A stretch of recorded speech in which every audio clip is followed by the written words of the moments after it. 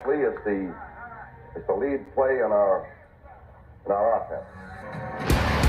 Double tackle, take the defensive end if he's over him. If he's not, you drive down the first man who is inside. Pull back and tell him to take the first man outside the offensive tackle. No one goes. Go right by them and field inside. If the YN has the linebacker taken out, he cuts inside. If the YN has the linebacker in, he comes all the way around. So look at this play. What we're trying to get is a seal here and a seal here, and try to run this play in the alley.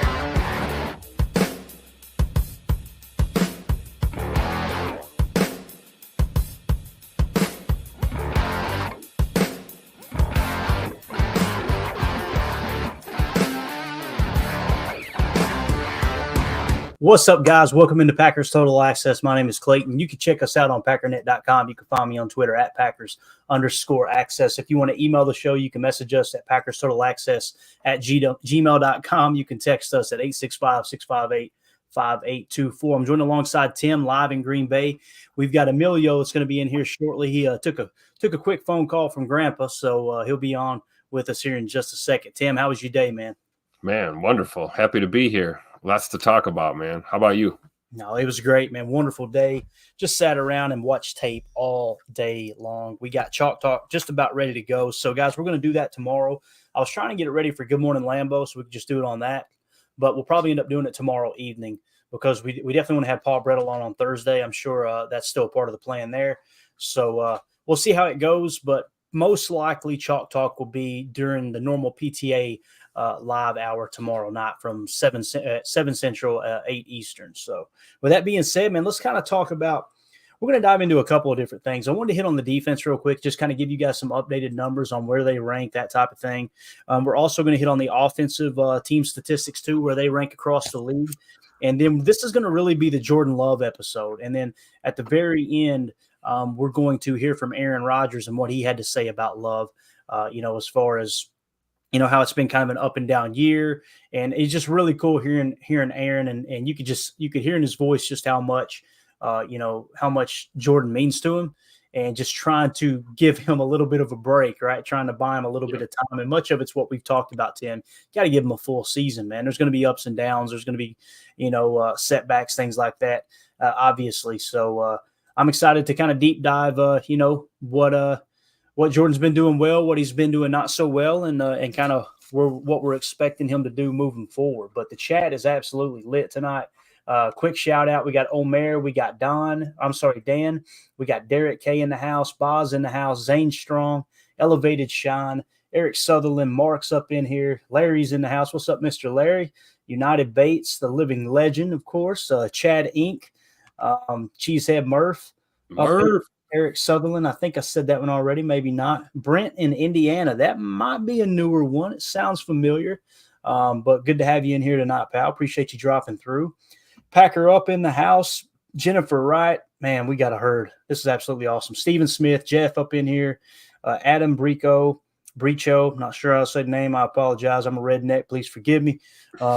Stephen Smith, everybody up in here, man. Yeah, completely agree, Stephen. We're going to hit on that here in a second. We're going to play toward the end of the show, we're going to play the audio the video as well of Rodgers on the McAfee show. And just so cool, man, hearing him, like I said, praise Jordan. I look forward to the day he comes back and gets that number hung up up on Lambeau Field next to the other greats, the Reggie Whites, the Don Hudsons, the Brett Favres, the whole 9 yards, right? So with that being said, man, let's kind of dive into some of these numbers, Tim. That sound good to you? Let's do it. All right.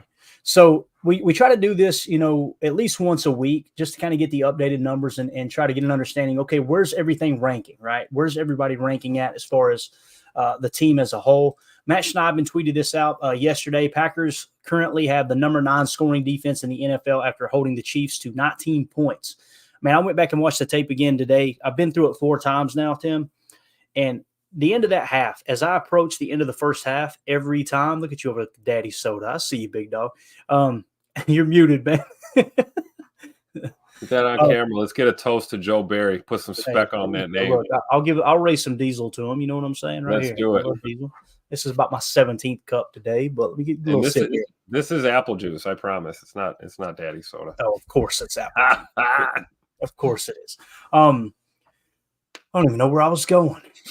As I got to the end of the first half, each time I watched it through, I'm like, I still can't believe they held the Chiefs to 6 points in the first half. It's just absolutely phenomenal, man. And the offense only having those 2 long drives, you know what I'm saying? It helps, man, to kind of give that defense a breather like that for sure. But so again, number 9 scoring. Now let's kind of look at it a little more in depth here.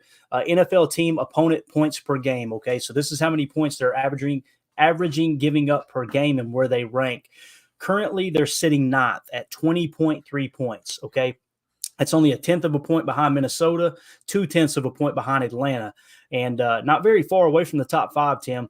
Obviously, that red zone defense has really began to step up really, really nicely. Now, understand, in 2023 here, the entire year, they're only giving up 20.3 points per game. The last 3, 20.3 points per game, right? And when you kind of look at it from a standpoint of at home and on the road, they've been pretty consistent, 19.5 at home and 21 on the road. And obviously that is a step in the right direction from 2022, where they gave up 21.8 points per game. Is that kind of where you thought they would be, somewhere hovering around the 9 spot? Does that feel about right to you? It does. I mean, I kind of expected our defense to take another step this year. And like you said, they've been consistent under the radar here, been pretty consistent across the board, top 10 really. But yeah, the points per game here is kind of where I thought. Maybe I thought they'd climb up the list a little bit, but there's still a little bit of ball left, right? Got a handful of games left. You never know. Yeah, no doubt. Josh Kohler in the chat says, wait, they give up 6 points in the first half? Unacceptable. Fire Joe Barry. Get him out of here, man. You can't get him. Who do you think you are? I am. I hope Paul Robertson's in the chat tonight. I had him a little gem right there. But Clayton, they gave up 100+ yards rushing. Yeah, it drives me insane. Don't get me started. AFAM in the chat said, I like the aggressiveness, but 100% of those throws will catch up to us. I'm not sure what you're referring to. Maybe Jordan Love could be. If you want to clarify in the chat, AFAM, I'll check back on it here in a second. Let's see here. Yeah.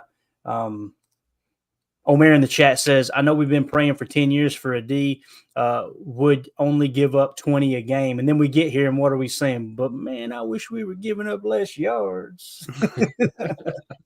Let's see here. AFAM says the 4th down throws. I guess he's talking about us on offense. The only thing I can come up with. Is that what you think, Tim?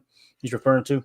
I guess, yeah, I think. Yeah, I like the aggressiveness, but 100% of those throws will catch up. Yeah, oh, no, I understand what you're saying, man. From a number standpoint, AFAM, absolutely. Yeah. I'm not big for going for it on 4th down, man. I'm just not. I'm very conservative in that regard. I'd rather pin them inside the 10 and let the D take over, that type of thing. Although when they get it, I go, yes. You know what I'm saying? That's just how it is. Let's see here. Margin Cron in the chat says, unless J Love is a Hall of Famer, I can't enjoy this season. Sounds about right. I'm just telling you.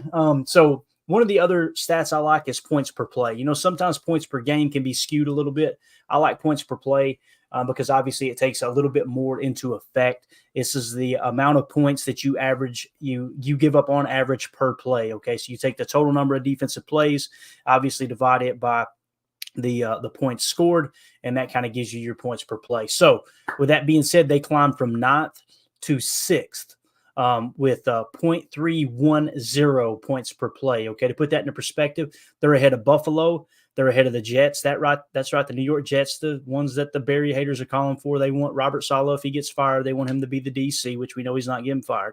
That's ahead of Minnesota, which Minnesota surprisingly had a really good defense this year, and Tampa Bay. Now, at the top of the heap here, you got Baltimore, you got San Francisco, you got Kansas City, you got Pittsburgh, and then Dallas. So obviously, outside of Pittsburgh, all of those teams are solid playoff teams, obviously. So Green Bay, man, solid defense, Tim. Like I said, man, I don't know what else people want from the D other than what they're doing here, and that's just kind of keeping the opposing team, the opposing offense out of the end zone, man. Yeah, that's the name of the game. And we got to credit a lot of the fact that our offense is clicking right now to the fact that the defense has continuously handed the ball back to them. Able to get stops, able to tighten up in the red zone and force teams to field goals or, creating turnovers. You give a young upstart offense like this enough opportunities, things will start to get rolling, and we're rolling right now. Yeah, definitely. Omer in the chat says someone got a contract and a pen. Omer knows, man. He keeps hitting me up and he keeps saying, man, that price is getting more and more pricey, dude. It's getting big. That contract's getting bigger by the day, right? Yep. And it's true, man. That's the give and take of having a young quarterback and trying to decide, whether or not they are actually going to be, the quarterback of the future. You're willing to break the bank, because most of the time, in order to sign those young quarterbacks to a long deal, you got to kind of overpay for them. That's what the market is suggesting right now. But we got Emilio in here with us. I always want to call Emilio Omer because Omer 500 times. But we were just talking about the opponent's points per play on the defensive side of the ball and how well they're playing here. You can see I've got the ranking. Green Bay is 6th right now in points per play. What do you think about that, Emilio? I see us just climbing that ladder. It's exciting to see, especially against playing, Kansas City. And we've played Pittsburgh. We want to look like the Jets defense. We want to smash around in the middle. We want to have some good corners on the outside. And we got the other thing that I see now is we got Minnesota 9 and Tampa Bay 10. So it's, we've got an easy part of our schedule coming up, but nothing's easy in the NFL, man. Everyone's got to work. Everyone's got to grind out there to get to where they need to be. And this team's building off of it, but we just got to keep going. Yeah, no doubt about it, man. Let's see here. Dan the Stan in the chat says, even if you give up a 90 yards on a drive, if you stand tall and give up a field goal, you overall did your job. Got to give the defense credit this year. Absolutely. That's what I've been screaming too, Dan. Be careful saying that on social media, though, man. There's a lot of people that don't agree with that. So just you've been warned, all right? AFAM says, update on my body by AJ regime. I'm sorry. So far, my quads have tripled in size in 24 hours. Congratulations on that, man. Make sure you read the disclaimer, though, all right? Be careful with it over there. Ron Samville in the chat says points per play is a much more accurate. Doesn't depend on your own offense. Completely agree, Ron. That's one of the reasons why I like that statistic. You think of all the different scenarios where team stats and just stats in general can kind of get skewed. One of the things I think about is when Jordan Love threw the interceptions there early in the season and they were kind of on their side of the 50, in some cases inside their own 30, their own 20. Think about that. Turning that ball over, it's a guaranteed 3 points, right? So if they come out, they go 3 and out, kick 3 points, look at how much that affects, right? Their points per game. But the fact that it took 3 plays and you add 3 more attempts, quote unquote attempts, into the equation to divide by, you can see, okay, that points per play statistic will look a little bit better than that points per game, right? Because you get a couple of those bad turnovers a game and you just, that could be the difference between giving up, 19 points in that game and 25, and you see 25 will shoot you down that list quite a bit. So I do like points per play as well, man. It's one of my favorite statistics. And again, I was turned on to it from gamblers, the gamblers out there, right? And the reason I like it is because if it's good enough for someone who's willing to bet the farm on a game, I think it's good enough for me to go, you know what? Maybe I need to at least take that into consideration as being an important statistic, right? You follow the money and everything, unfortunately, in life. If you follow the money, you'll find the truth. And some of y'all just got that comment, and I appreciate that. I really do. So on the offensive side of the ball, let's go to team points per game for our offense. Okay, currently we're sitting 17th. We're tied for 17th at 21.5, right? You always hear us talk about that number on defense is to try to hold the opposing team to 20 points or less, right? That seems to be the sweet spot. If you do that as a defense, in my opinion, you've kind of done your job at the NFL level. Do I want to be, up there with the Baltimores of the world, right? Giving up, somewhere around 15, 16 points? Absolutely. Love to see it get better. But the way our offense is constructed right now, that's kind of the sweet spot. Imagine this defense coupled with, say, Detroit right now, who's averaging 27.3 points per game. Look at how many, think of if they don't have that bad defense in Detroit, their record is probably even better this year, right? And I would like to say that, we contributed to that bad defense there on Thanksgiving Day. That makes me feel good just saying that. But for those of you tuning in here, if you would, hit that like button for us so other Packer fans can find this channel, find this podcast. We appreciate you hanging out with us here on this glorious Tuesday evening. Tim, what do you think? Team points per game, I was expecting the number to be a little bit better in the rankings. I'm sure that's just about right, though. The offense has struggled. They've turned it on as of late, but there for a while, man, it was pretty rough pickings. You see in the last 3 games, 26.3 points per game. If you were to just take the last 3 games and factor it into the entire season, right, just to kind of see what kind of hot streak they're on, that would put them somewhere around the 8 mark, 7 mark, somewhere around there. So what do you think, Tim, points per game? Yeah, I think it's indicative of how they kind of started the year, the ups and downs. And then the 4-game losing streak didn't help. And, the offense kind of, sputtering and then getting it together and then sputtering again. And now we're trending in the right direction. So as we finish out the year, I fully expect them to climb this list a little bit, but it's tough. This is, it's a league-wide comparative list, right? So it also depends on how these other teams are doing. But I think the Packers' numbers overall, when it comes to points per game, we're going to see a rise in that average as we get, more and more comfortable with this offense. And we're seeing it each and every week, man. I just hope the trend continues and, they don't take these games for granted here. These, what a lot of us are referring to as, automatic dubs. We can't overlook any of these teams, so hopefully they continue to keep their foot on the gas and, putting points on the board, man. Tutters, no field goals. Yeah, exactly. Mm-hmm. Exactly. What do you think, Emilio? With Dallas and Miami up there, why are they up there? Explosive plays. Bingo. Bang, bang, boom, done. I mean, that's what happens, and why have we been climbing since the past couple of games? We've been hitting some explosive plays. This offense, we can march it down the field. Do we love that? I like to see that. Does Matt LaFleur like that? I think he wants to see a little bit more explosives, sprinkled in there, kind of. But again, it's something that this team has built towards. That we went through. We had a couple explosives in the first 2 games.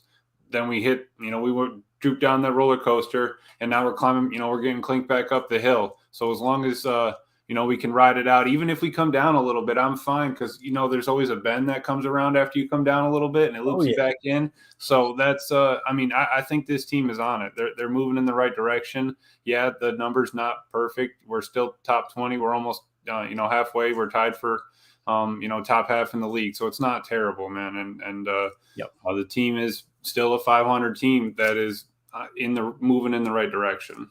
Yeah, and one thing that kind of gives you a little bit of better tell on the explosive plays is when you go points per play on offense, right? When you look at points per play here, Green Bay is 16th at 0.35, okay, 0.352, I should say. So to put that into perspective, 17th in points per game, 1 slot higher in points per play. Just worth mentioning there for sure. Let's go to the chat real quick and see what they're talking about in here. They're probably talking bad about us, I guarantee it. Let's see here. Adam in the chat says, while watching QB school, there was 2 Watson big play misses, but the first read was open for a positive. What are your opinions on missing the big play? Even thought it was a positive play. I haven't watched the QB school yet, Adam, although it's on my list. I absolutely love what he does over. I'm assuming you're talking about JT O'Sullivan's channel. It's just phenomenal breakdown. Learned so much from him. The one play that stood out to me, believe it or not, the prayer play, right? I call it the living on a prayer play to, chucked it up into quadruple coverage to Romeo Doubs, and Romeo Doubs looks back and goes, I'll be damned, there's the ball, boys. That play, if you go back and watch it, look how open Dillon is underneath. That I don't care what anybody says. When they graded that, I guarantee you Jordan Love got a negative grade. Like they're saying, hey, Jordan, let's don't do that again. Okay, big dog. Right. So that's one of those rocket balls from old number 4 there, right? It wasn't really a rocket ball. It was more of a lollipop. But if you go back and watch it, the answer to the equation, every single offensive play is an equation. There's a question on the field. All right, where's the answer at? How do you get to the answer? Are you picking a side? Are you going true progression? Are you reading high-low? What is the answer here to this equation? And on that specific play, A.J. Dillon coming across was like this, screaming for the ball wide open. And again, it's easier said than done watching it on the tape, with my fat Caucasian self sitting on the couch with a cold brewski going, hit the open guy. What are you doing?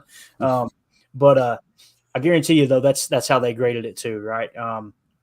That was the one play that stood out to me, but I do not recall seeing Watson open for big plays where we missed. I'm sure it's there though. If JT said it, obviously he's forgot more about football than I'll ever know. So I'll make sure I check that out. Appreciate the comment though, buddy. Josh Kohler in the chat says the defense has allowed the offense to play with the lead the past couple weeks. That is huge. Tim, it's absolutely huge, right? And the key too, if you think about what you're saying there too, Josh, think about this Kansas City game. Why were we playing from a lead, right? I wouldn't say it was the defense allowed the offense to play from the lead. The offense went right down and scored, right? That's the thing that's been missing. We've talked about how this offense has struggled in the first half, the first quarter, but even more specifically the first half, and they seem to be turning that on now. So Tim, what do you think about that, man? As far as being able to play from the front, man, I'll tell you this: it's a little bit easier to watch the game as a fan when you're leading the whole time. Absolutely. I mean, Jay Love talked about that, right? Starting fast, starting early. You can tell that's a point of emphasis based on how this season began for the team, being a second half team and these nail biting comebacks. And, it's nice to see them maturing as an offense and, getting a lead and being able to play with it too. Those are two different things. Anyone can run down there and put a drive together, get a score or two early. Can you play ahead? I mean, I'm a poker player. I don't know if there's any poker players out there, but it's the same thing. Same thing in poker, man. Can you play with a short stack or can you play with, a big stack? It's, there's an art form to that. And it's nice to see that, yeah, we're playing from ahead early and we're maintaining that lead. Like we said, Kansas City had a lead for exactly 0 minutes in this game. And that's what you want to see with any team. But with a young team like this, it's especially impressive that they're starting to put this together and you don't worry about them blowing a lead. Get out in front, mash that gas pedal, all gas, no brake, get some tutties, and, let our defense do what it does best, bend but don't break. And, like I said, man, they let the opponent kick field goals. We'll put touchdowns on the board and get out of here with wins. I don't care if it's 1 point, 10 points, 40 points. Dub is all that matters, right, guys? What'd you say, Tim, about playing with a short stack and a what now? What'd you say now? Yeah, like your chip stack. Short stack and like a big stack. That's what she said. All right. So Emilio, first thing I thought of when you said, man, I thought you were being serious, man. You playing with a short stack, you playing with a big stack. I don't know. You tell me. You got me, man. Yeah, what do you think, dude? It's a little bit different ball game when the defense is when you got a lead and the defense doesn't really have their back against the wall every single drive, right? Right, exactly. I mean, you heard it from Romeo. Complementary is what they've been preaching there. It's like, you're going to get into a fight with someone, right? And you got your buddy standing next to you, and he's like, "Yeah, I got your back." It's the offense goes down, throws the first punch, the buddy's right behind him to throw the second one. That's how they're playing. They're a team, a family out there, and from when they step on the field to when they step on the practice field, when they go home. And I feel like it's a tight knit group that is those men going out there to play that game. And it's exciting that they're, that how they've grown from where they've, started this year. I just can't wait, man. Chad Inc. says in the chat, one thing that has helped the defense lately is the offense is sustaining drives and putting up 6. Yeah, they're kind of finishing the drive for sure. And that, I'm telling you, man, that blew my mind on Twitter when the guy was like, well, the offense only had the ball for 2 drives in the first half. And I was going, you didn't watch the game, did you? Like, those were long drives, bro. So now you want the offense to have short drives? Like, what are we complaining? Yeah, how'd that work out at the beginning of the season? Exactly. Our short drives didn't work out well for us, clearly. Yeah, short. There's a term we have for short drives. They're called 3 and outs. We don't want those. Yeah, those are no fun. No fun. Omer in the chat says the fact that they have so many weapons on offense makes them extremely hard to defend. When it was Adams, you knew to key in on him, but now we got 5 wide receivers and 2 good tight ends. Try and defend that. As long as everybody's on the same page, and right now, Omer, they seem to be on the same page. It was so cool seeing Ben Sims get his first tutter and then talk about what it meant to do that in Lambeau Field and the history of the Packers. I like that dude, man. He won me over with just that little that one little comment for I sure. mean, could you imagine living your whole life? The first touchdown you score in the NFL is under the lights in Lambeau, and you get to do a Lambeau leap, like Yeah. in a win Against the world champs. Yeah, Like, exactly. Yep, it's awesome. That's something you tell the grandbabies about right there. that's it. Brandy in the chat says defensive reps should be down due to these sustained drives on offense. That helps everyone. Everybody's on the same page here for sure. Yeah. Yep. Agree, Brandy. Because That's where so were we, true. like 80 plays a game, 85 plays a game at the beginning of the year? We were way up there. Felt like 185. Right. It was like, my God, can we just get one first down? And I go on Twitter and they go, look at Joe Barry. Oh, they're marching down the field. I'm like, you serious, bro? Yeah, I haven't said anything. The offense hasn't, I mean, they haven't got out of bed yet. Yeah. You're over here trying to fire Joe Barry. What? Anyway, Bleeding Green and Gold. I'm already hearing, quote, you don't want to see Green Bay in the playoffs talk. Makes me giddy. I heard it today too, man. I never thought I'd see the day, Tim. I know you probably don't watch much sports media, but my morning is when I get up here to kind of prep the show and stuff. I used to put Good Morning Football on.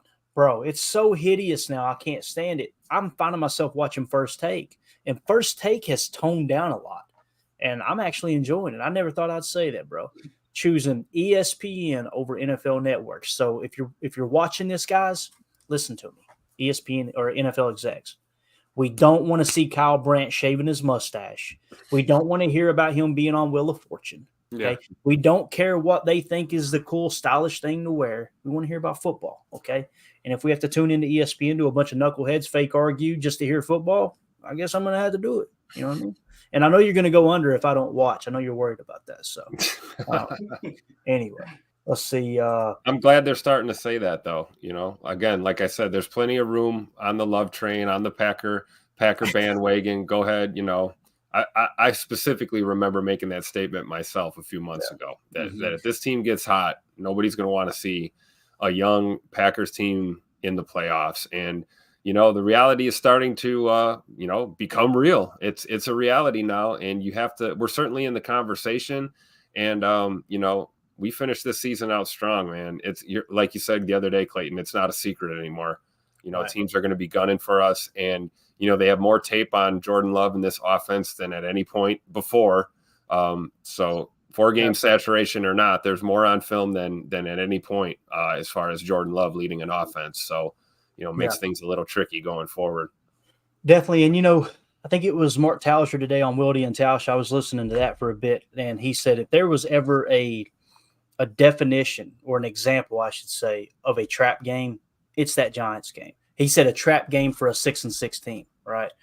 You know, Kansas City came in here. They were 6-point favorites on the road, right? And you've seen what we did to them. We're 6-point favorites over the Giants on the road Monday Night Football. Hey, and it's like LaFleur got ahead of it. Very first press conference. What did he say, Tim? The reality is we're a 500 ball club. Yep. We got a lot and of this league will humble you very quickly. Don't get too high. Don't get too low, right? You don't want to be down on yourself when you're struggling. You don't want to be too high on yourself when you're doing well. You know, this team, exactly. That needs to be drilled into their heads, man. These are young players, guys. You cannot take any one of these games for granted. And I'm not saying that's the mentality. I'm just saying that the tendency is, you know, like I had alluded to before, you know, playing to your opponent.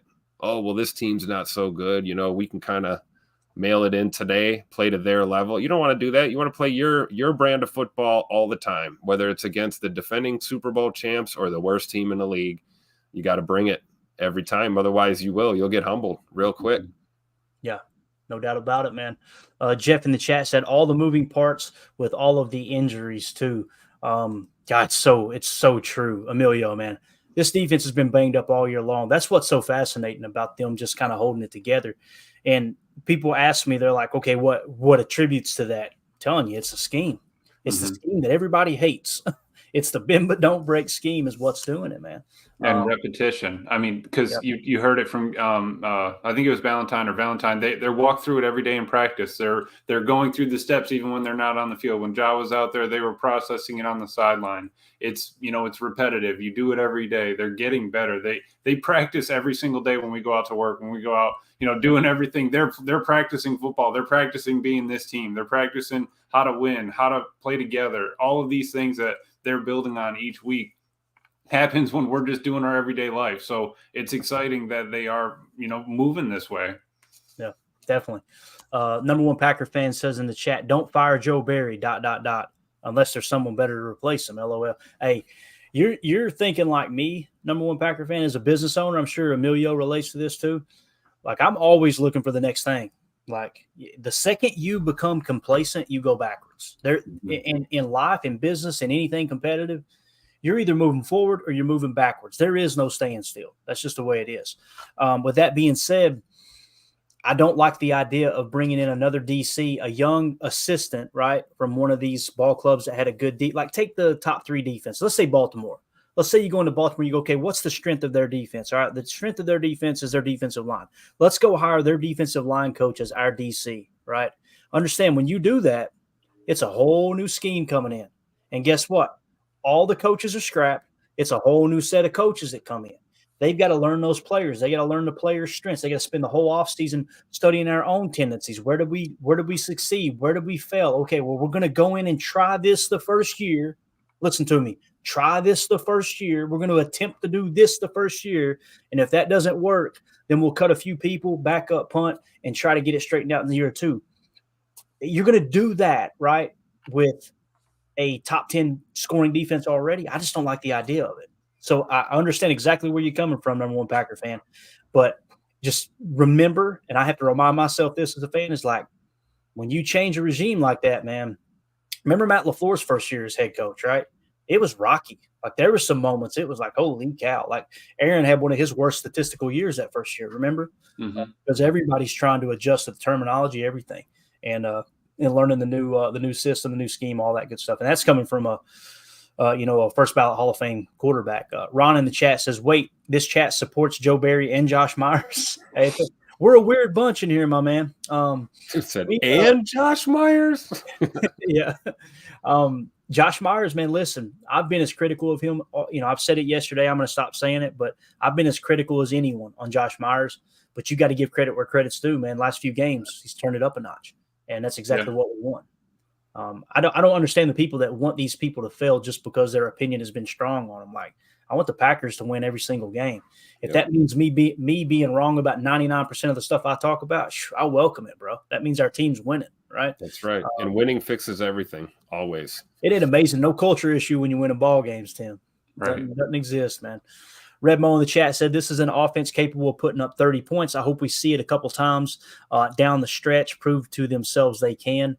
That would be awesome. You're right, man. Drop a couple 30 burgers, right? Bleeding Green and Gold says, Dylan averaging 4.1 with a long of 10 means no negative run plays. That's exactly what I seen on the tape. There wasn't no wow moments with AJ. There wasn't no wow moments with AJ. But there wasn't one play I can remember going, AJ, what were you doing there? It was, he took exactly what they gave him, and he finished every run strong. He's getting a little attitude to him, and that's what we need out of Quadzilla for sure. I mean, he was harvesting corn that entire game. I mean, he was absolutely just marching down the field and harvesting that corn, and I absolutely loved it. How can you not? We need to get a screenshot of him wearing that hat playing the farm. Yes, and they need, if they could just staple that on him as he's running down the field, man, because that's what he was doing. And some Packer fans were saying they should be cut because he was playing video games on his bye week. Tim, well, you got a message for those people? Jeez, man, it's a bye week. It's literally what you're supposed to do. I'd be more pissed if he was out running around doing physical stuff. Right. You're supposed to rest. And if you want to play farming video games and do a live stream, it's America, Jack. It's a free He's not country. losing on the town, right, Tim? He's out there. He's out there trying to make a living. Okay. Yeah, man. Farming's tough, man. Even virtual farming. Yeah, that's true, man. Carly Ray in the chat says, I might be alone in this, but after the games this season, I am always worried about losing the lead. I was sure Detroit was going to go. I'm sure he's saying going up, taking the lead there.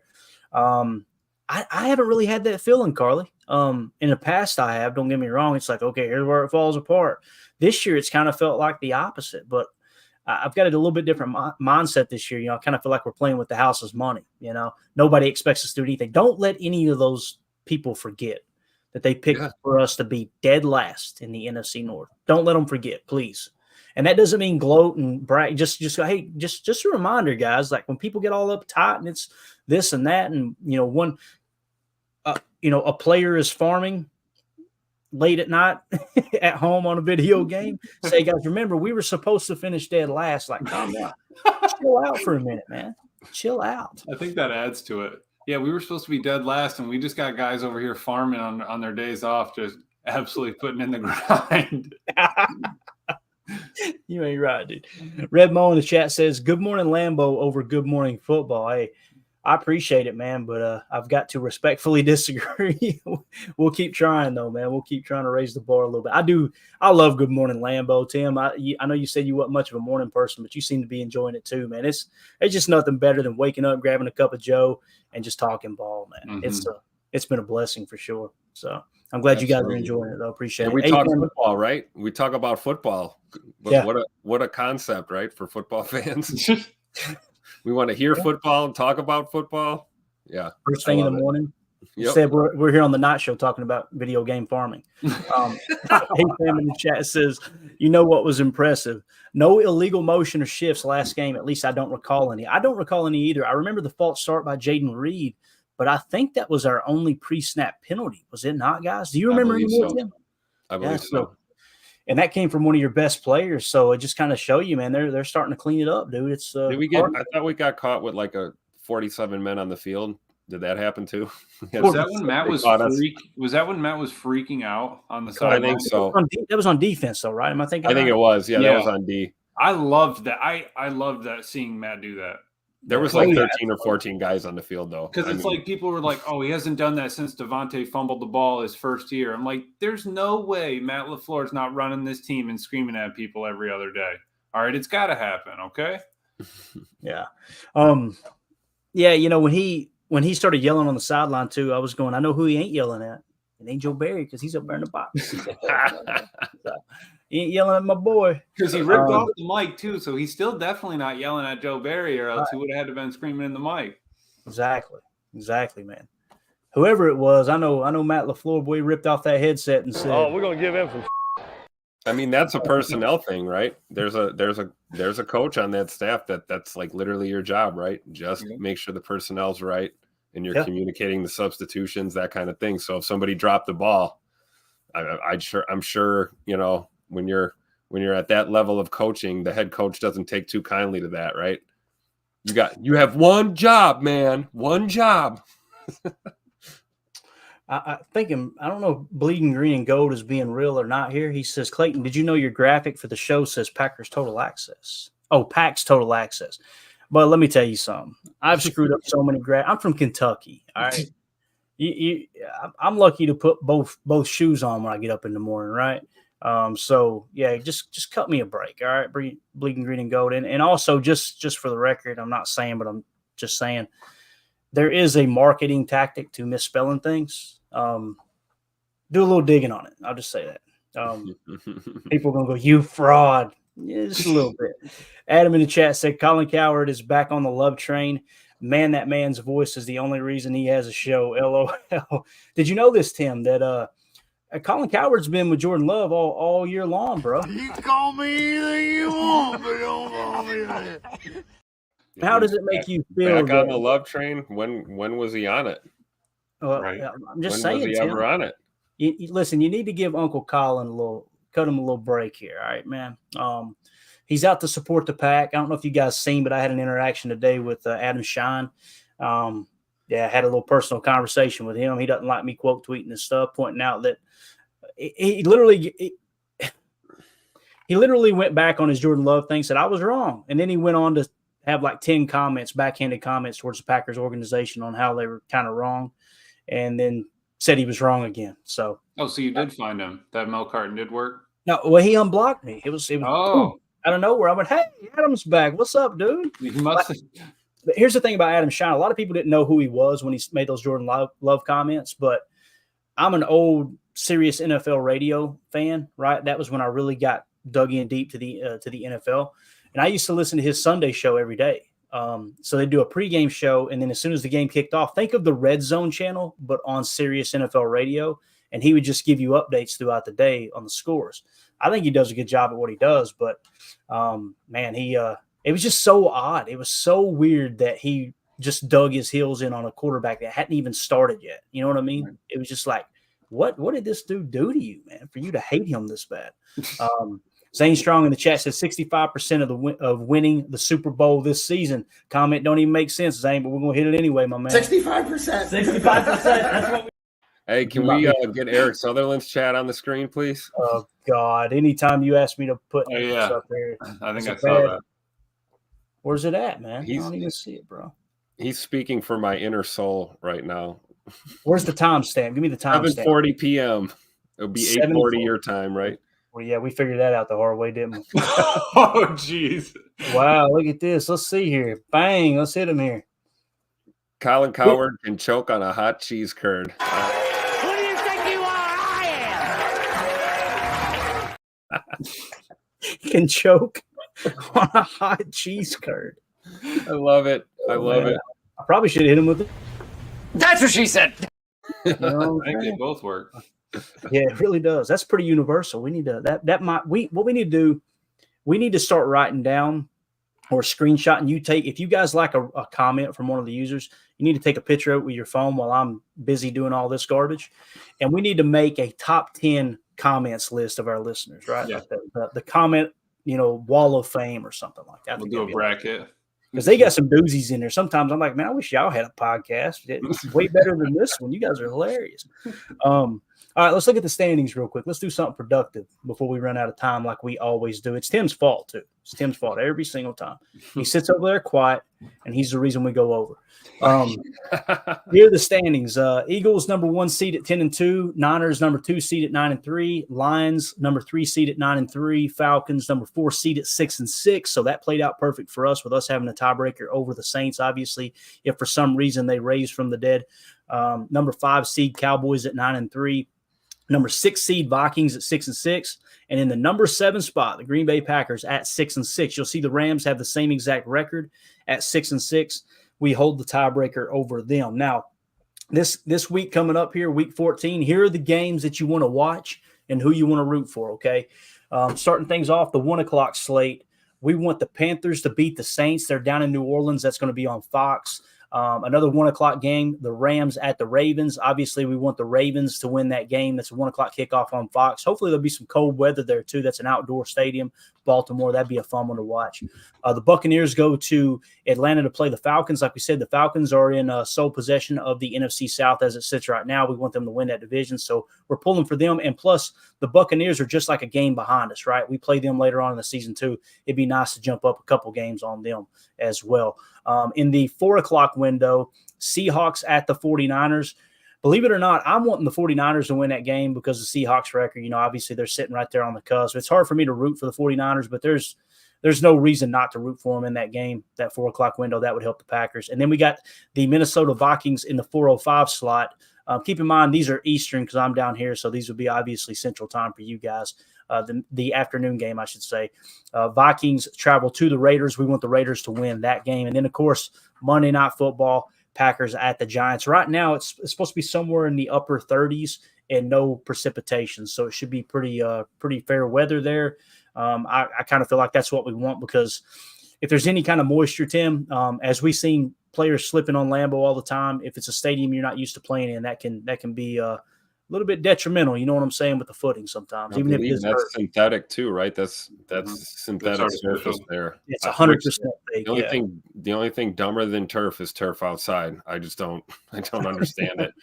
But yeah, and another thing, like I said too, is our young team's going to have the ability to basically see how the league is going to shape up before they have their matchup on Monday night. And I just really hope that these guys are, keeping their focus where it needs to be, which is on beating the New York Football Giants on Monday Night Football. So hopefully our players aren't too caught up in what we're caught up in right now, because this is one aspect I believe that this is the fans' job. This is our job to do this, circle the schedule and watch the matchups and keep on top of it, because, our team, those players, man, all they can control is getting that dub on Monday night. So I just really hope they don't get too distracted while they're enjoying the games on Sunday. Yeah. Emilio, out of all these games we just highlighted, other than the Packers, Which one interests you the most on the Week 14 slate before we move on to Jordan Love talk? Any of them stick out to you where you're like, yeah, I'd like to watch that one? If I were to pick one, I would probably say the Bucks, just because they, I think they would be the most worrisome out of these next bunch. But what also worries me is that we're 2-4 in away games this year, and we got to go up. We got to go over to MetLife and play them. You're like you said, if it's wet, turf is slippery. Played on all life. It gets slippery when it's wet, and it's different than what they're used to. So it's something that they gotta just show up and play, and it's going to be under the lights again. Another primetime game, more eyes on them. We're going to have probably the Manning cast. So let's see what Peyton and Eli want to talk about this time, and it'll be a good game. So yeah.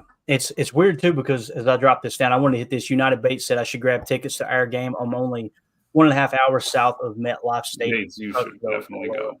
Yeah, I actually rode by it, and I always hear them talk about the swamps from Jersey. I rode by this year when I went to Sleepy Hollow, New York for Halloween. Flew into Jersey. I'm driving up, and I'm like, damn, that is a swamp over there. Look at that stadium sitting right in the middle of the water. It was a cool stadium to go to. I went to the Packers-Giants game like 3-4 years ago when Rodgers and Devontae were playing. We won like 31-17. It was like fun to go to. It was snowing during the game and everything. The drive home was brutal, but hey, it is what it is, right? It is what it is. So what I was going to say, Emilio, a doubleheader on Monday night. You got Packers-Giants, and simultaneously you got Titans-Dolphins. They did announce, though, that Joe Buck and Troy Aikman will be calling our game. I don't know how you guys feel about them. I know most Packer fans, I say most, it seems like the most vocal Packer fans don't like that crew. I personally like it. I like Troy. If you guys have never seen Troy Aikman of Football Life, you got to watch it. It's phenomenal. Absolutely phenomenal. So I kind of like them. I'm glad they're calling that game. But if it is the Manning cast, I'm going to be there. I'm a nerd for that stuff for sure. All right, let's move on to some Jordan Love talk real quick here. Brian Baldinger actually put out a quick breakdown of a play that you're going to see us break down on Chalk Talk as well. I put in my notes in real time in the game. I watched Jordan the entire time on this play, and the way he climbed the pocket was just like before he finished his drop, you could tell he knew he was going to Christian, and he had to give Christian time to clear on a dig route.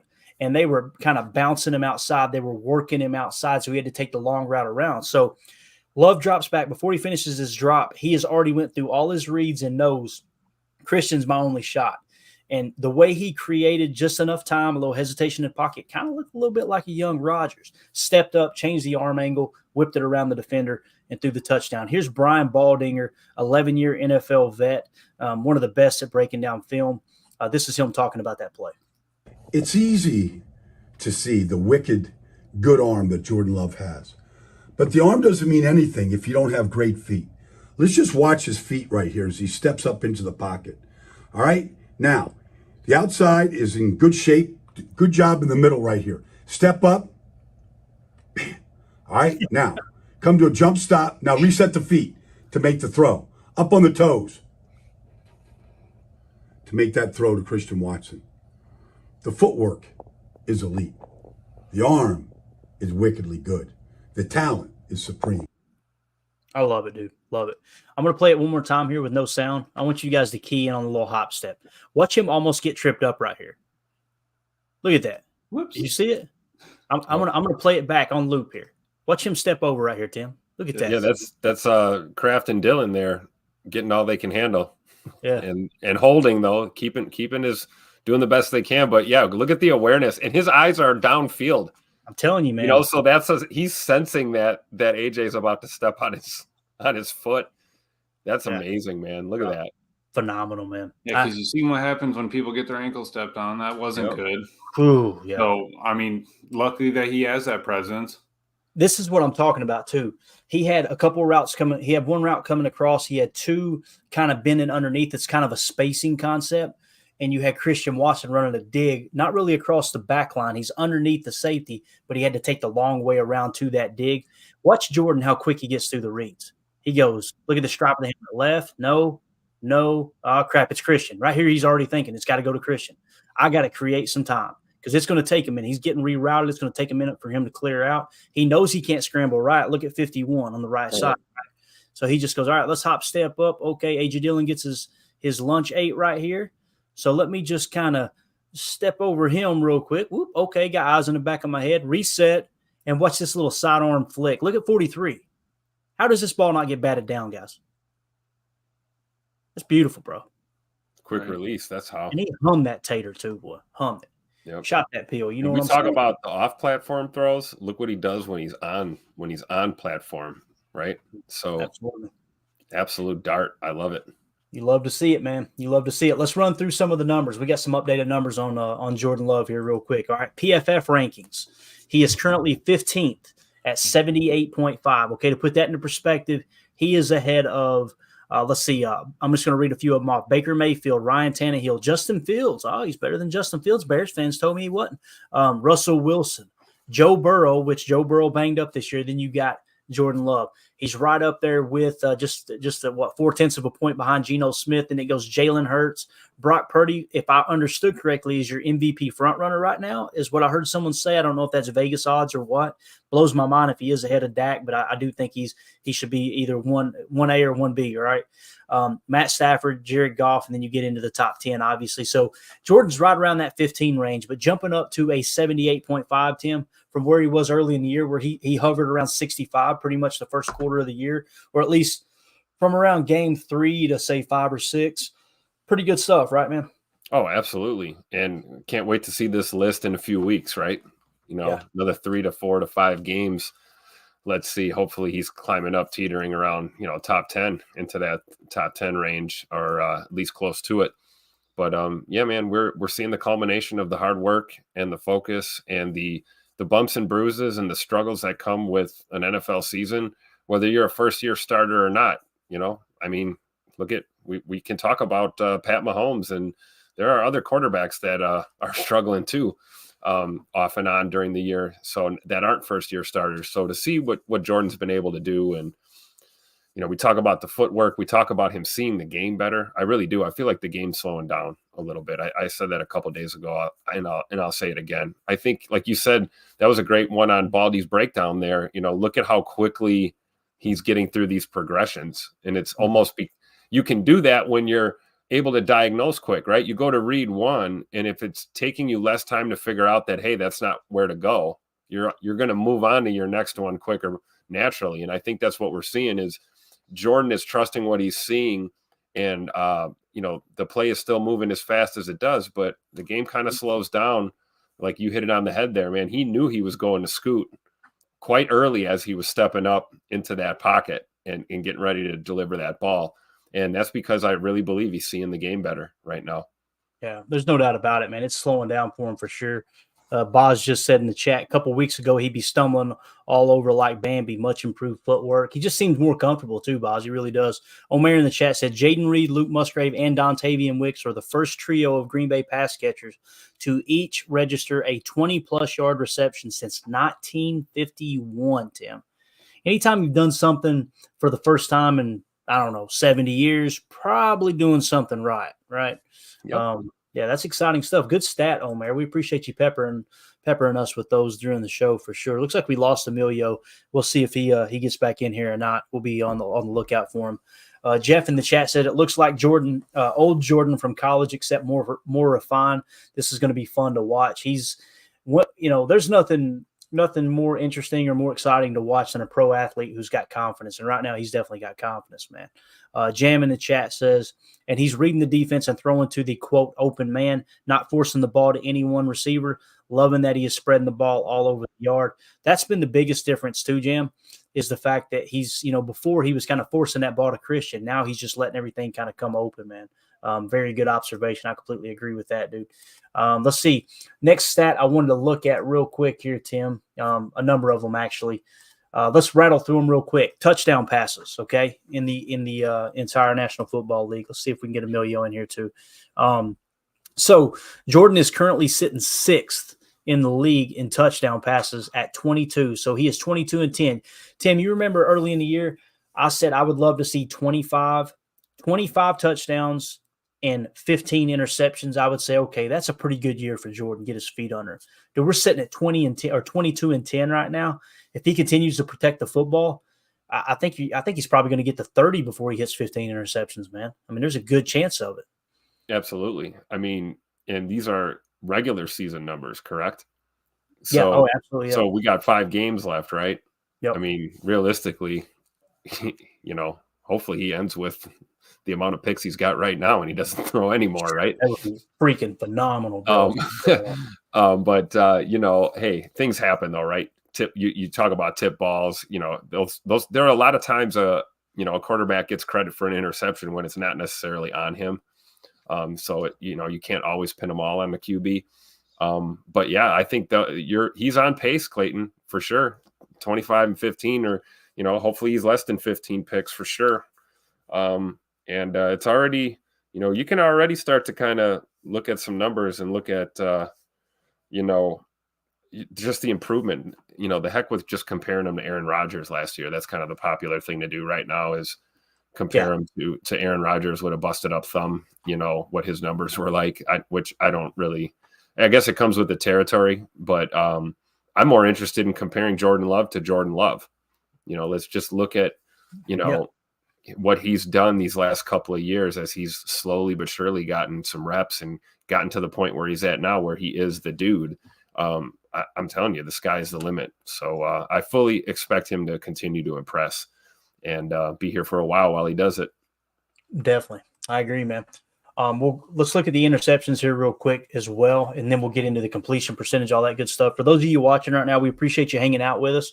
If you would hit that like button for us, that way other Packer fans can find this content and this channel. We really appreciate you, like I said, just chilling with us here on this Tuesday evening, talking little Packers. So most interceptions. This is obviously one of the downsides to Jordan's game this year. It's wild, though, that he hasn't thrown any interceptions here recently. So if this is the new norm, right, then we're on track. But we have to mention, if you see it, you got to say it. Jordan Love currently sits 6th in the league with the most interceptions, okay? So he's got 10 interceptions. He's actually tied for 4th most, all right? So Sam Howell has 14. Josh Allen has 13. Mac Jones has 12. And then there's a slew of quarterbacks with 10, including Tua Tagovailoa, Patrick Mahomes, then Jordan Love. You got Jalen Hurts. You got Josh Dobbs. 4 of those, you're in really good company there, right?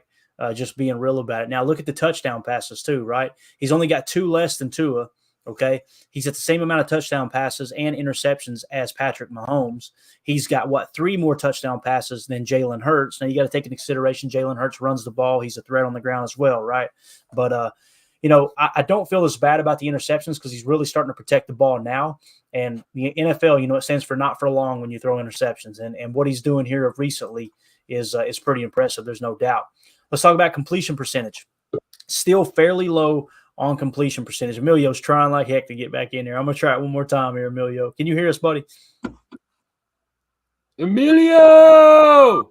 Here, let me try it one time here, Tim. Let me help you out with that real quick. I think I got it here. Let's do one call to him. If he don't hear it, then we'll move on. Emilio, buddy, we're hollering at you here.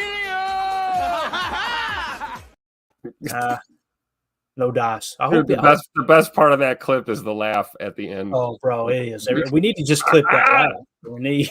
All right, so completion percentage. Let's see here. Jordan Love is currently sitting 34th, okay? And you notice the attempts here. I think I set the minimum for this stat at 60, okay? Because I wanted a good broad, kind of look at it here. Tim Boyle, 62.3%. Obviously, only 77 attempts. Jordan Love has 408. So sitting 34th right now with a minimum of 60 attempts, and he's got a completion percentage of 61.3. Not ideal, right? You want to get that closer to 65. I think Brett Favre's career completion percentage was a little over 60%, if I remember right. You said you wanted it closer to what? Well, typically, ideally, you want to play at that Hall of Fame level, and Aaron Rodgers, one of the most accurate throwers of the football in the history of the game. His all-time or career completion percentage, as I pointed out many times on this podcast, is somewhere around the exact number of 65%. 65%. That's correct. So the closer he gets to 65%, obviously that's what we're looking for. But this is a big improvement. There was a time when he was like 58%. Remember, Tim? So he's constantly improving that. Now, to get more specific with the numbers here, There's our boy. I see the camera back on now. Look like you got a There mug it shot. What are you is. doing over there? Emilio, you still in the neighbor's Wi-Fi, bro? Talk to me. Squirrels. I bet money the squirrels ate the extension cord because it's not even working. I had to go on my phone. I'm on just like LTE now. My man, dude, look at him over there using up that mobile data on us, bro. I think they're throttling you, man. I think they're throttling you. They said that quarter Mexican, quarter Italian over there, man. He's still in the neighbor's internet. Let's go. Get out of there while you can, my man. Get out of there while you can. Pull and go. People are going, these guys are racist. Just towards each other. You're fine. Calm down. Catchable percentage. All right.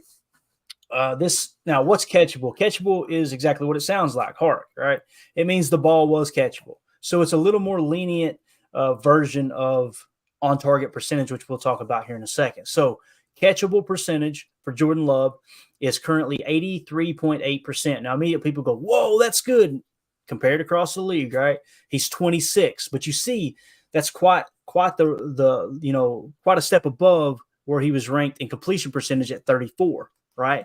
So now you're going to jump up to, like I said, 83.8%. Now you're 26th in the league.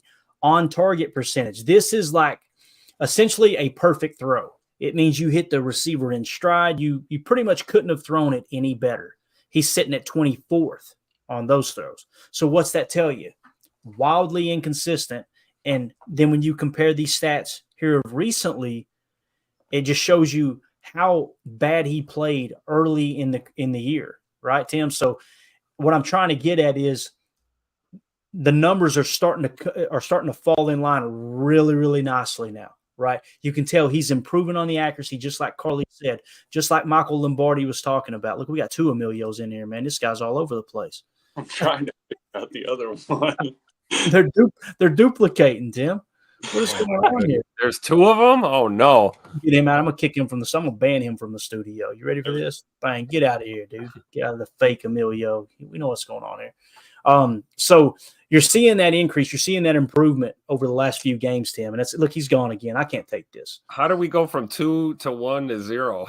It's I don't know. It's the current state of the it's the economy right now, Tim. The economy's down, right?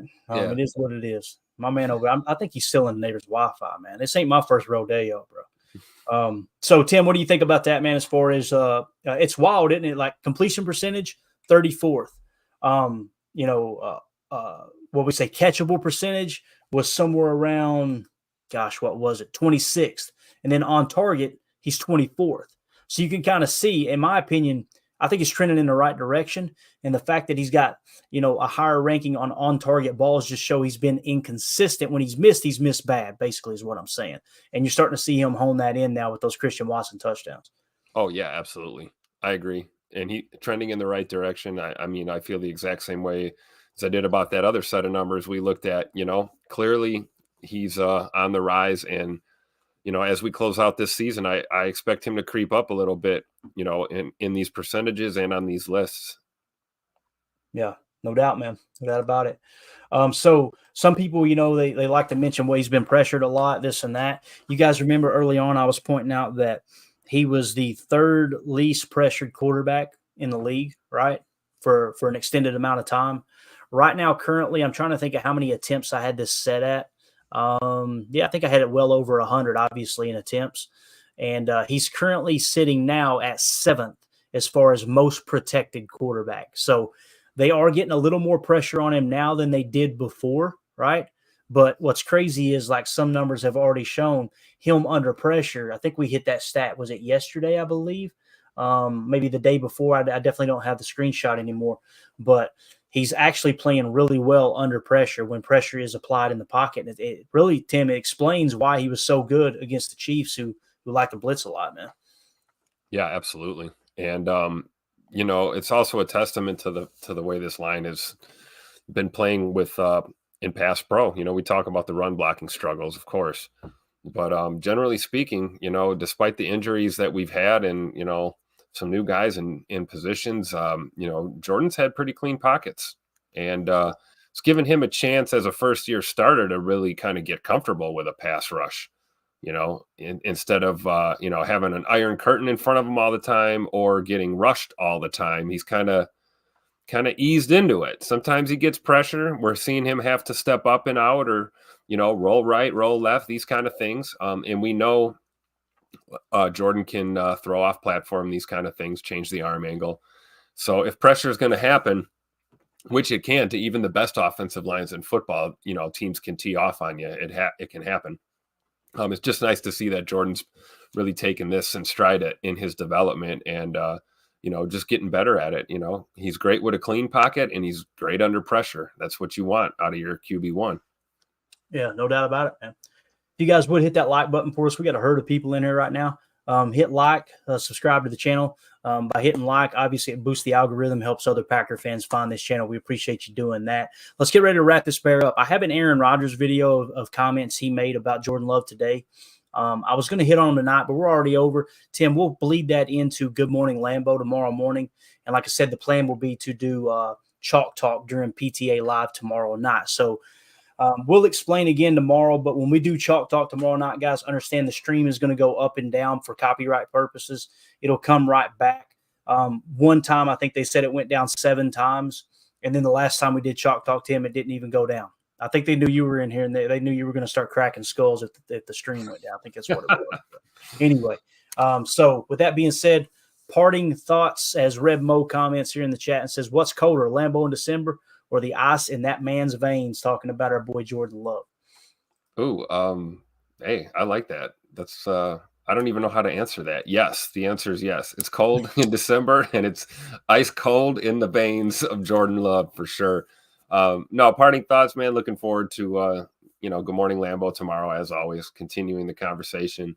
And Chalk Talk is going to be awesome. Always fun to do Chalk Talk after another win and getting to break down some of these plays. So and then of course after that, looking forward to it's Giants week.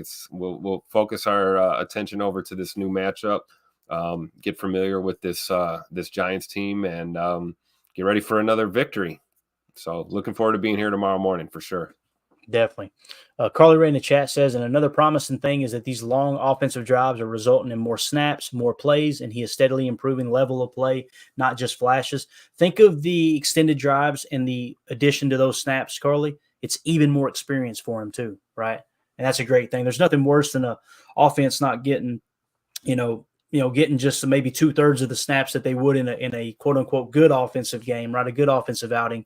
And not only are you putting your defense in a bad spot and you're most likely losing the game because you're losing time of possession, but also you're missing out on key snaps that we need to evaluate him. And now we're to the point where I think we're all feeling a little more comfortable saying he is the quarterback of the future. And that's going to go into the experience column rather than, let's get a look at him column, if that makes sense. So that's exciting stuff too. And Derek K in the chat said, we've been stopping elite pass rushers. We absolutely have. You got to take your hat off to this offensive line. They've been doing really, really well in pass blocking. They held up so well. Didn't hear Chris Jones much at all, did you, Tim? I think he might have got 1 sack if I remember. But for the most part, maybe he didn't get a sack. I remember one time he at least hit Jordan, but he didn't wreck the game, man. Didn't wreck the game, and that's what we're looking for, dude. So, yeah. Absolutely.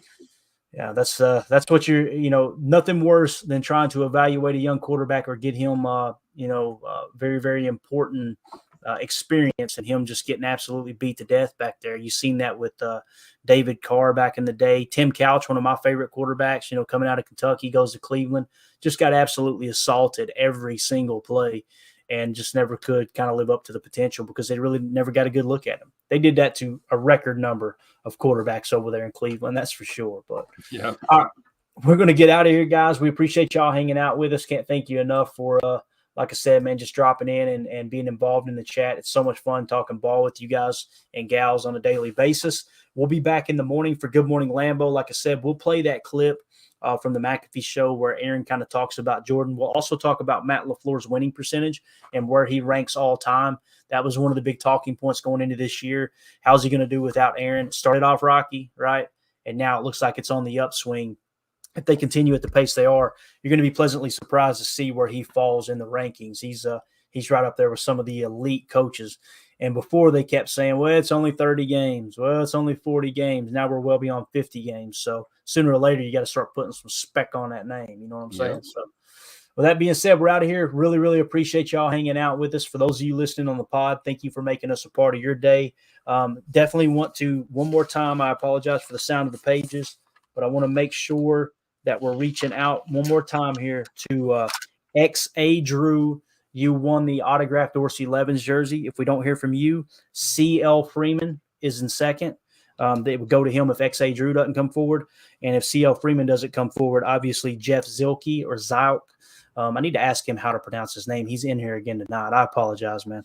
Like I said, if we don't hear from them by Friday, we'll just go ahead and mail that jersey to you, Jeff. So, again, XA Drew and CL Freeman, we're waiting to hear from you guys in case you did want that jersey. So, with that being said, we're out of here. Like I said, thank you all for making us a part of your day. As always, let's go out and be the change we want to see in the world and go Pack Go.